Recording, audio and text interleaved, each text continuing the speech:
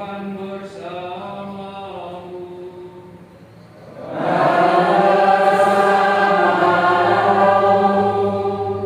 Inilah Injil suci menurut Markus. Dimuliakanlah Tuhan. Setelah Yesus dimuliakan di atas gunung, Ia dan murid-muridnya melintas di Galilea. Yesus tidak mau hal itu diketahui orang, sebab Ia sedang mengajar murid-muridnya. Ia berkata kepada mereka, Anak manusia akan diserahkan ke dalam tangan manusia, dan mereka akan membunuh Dia.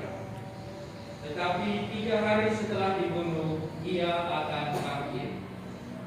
Mereka tidak mengerti perkataan itu, namun segan menanyakannya kepada Yesus. Kemudian tibalah Yesus dan murid-muridnya di Kapernaum.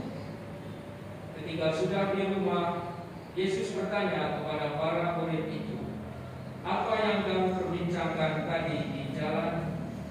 Tetapi mereka diam saja, sebab di tengah jalan tadi mereka mempertengkarkan siapa yang terbesar di antara mereka.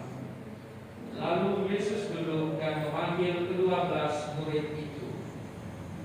Katanya kepada mereka, "Jika seseorang ingin menjadi yang terdahulu, hendaklah ia menjadi yang terakhir dari semuanya dan menjadi pelayan dari semuanya." Yesus lalu mengambil seorang anak kecil ke tengah-tengah mereka. Kemudian Ia memeluk anak itu dan berkata kepada mereka, "Barang siapa menerima seorang anak seperti ini demi nama-Ku, ia menerima Aku. Dan barang siapa menerima Aku, sebenarnya bukan Aku yang mereka terima, melainkan Dia yang mengutus Aku." Demikianlah Injil Tuhan. Terpujilah Kristus.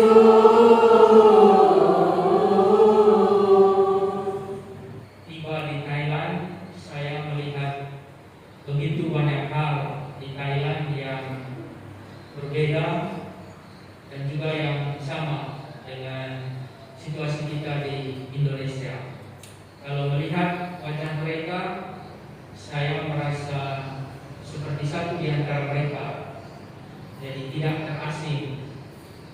Tetapi begitu mendengar bahasanya, kita memang berbeda. Karena saya tidak bisa mengerti, saya tidak bisa memahami bahasa mereka. Dan dari sekian banyak pengalaman yang saya lihat, yang saya alami di sana, ada satu yang kiranya bisa dikaitkan dengan bacaan Injil hari ini.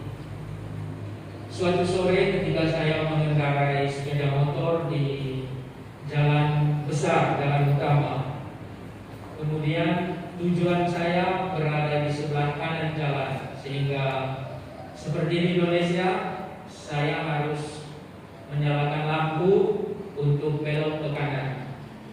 Dan ketika saya tiba di pertigaan itu, saya berhenti sambil mempersilahkan pengendara yang lain yang berada di depan saya, yang berlawanan arah dengan saya, lewat dulu. Karena saya kira seperti itu peraturannya bagi kita di Indonesia juga. Jadi biarkan mereka lewat dulu, baru kita yang akan menyamping kiri atau kanan lewat.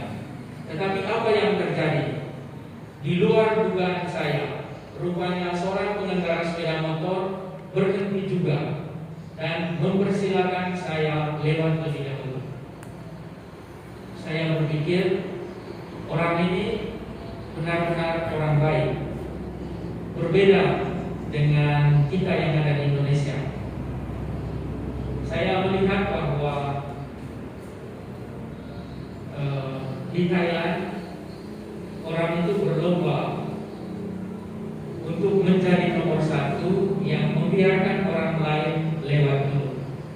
Tentu mungkin ini hanya pengalaman kebetulan, tetapi ketika saya sampai di rumah dan bertanya kepada katekis kami yang adalah orang Thailand, dia mengatakan di Thailand memang orang Thailand mestinya seperti itu.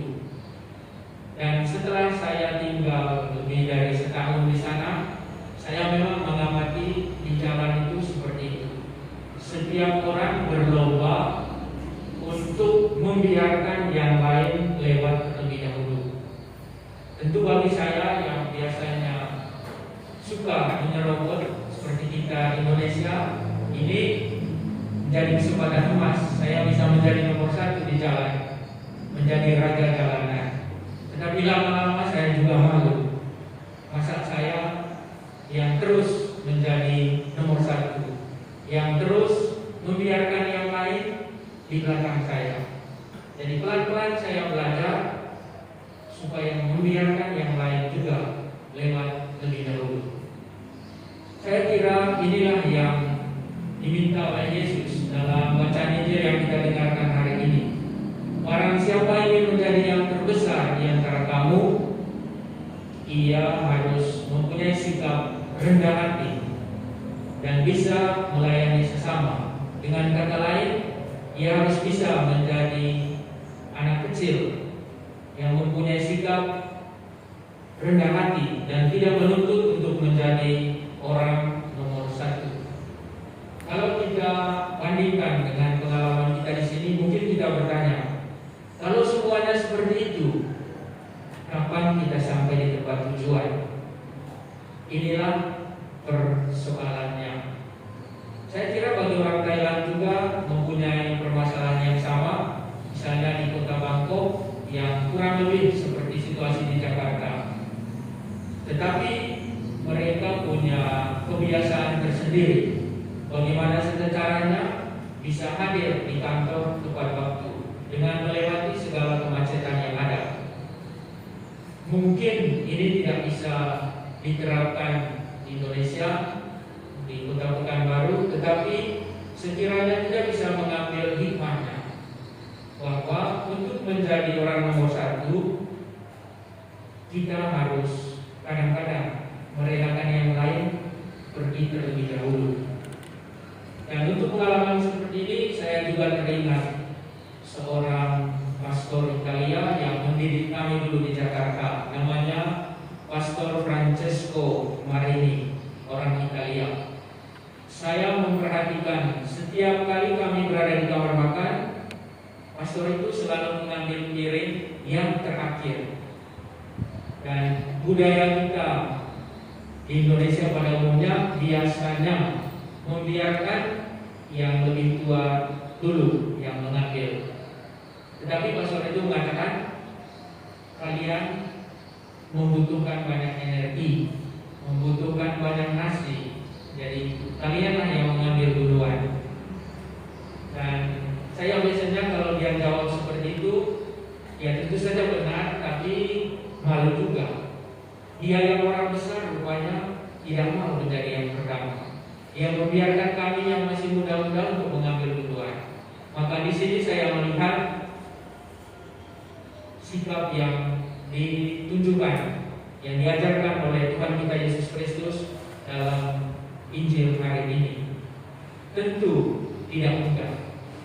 Setiap orang pasti ingin menjadi orang nomor 1. Setiap orang pasti ingin membiarkan yang lain lewat setelah dia lewat. Sepertinya berlawanan dengan yang diminta oleh Yesus dalam Injil hari ini.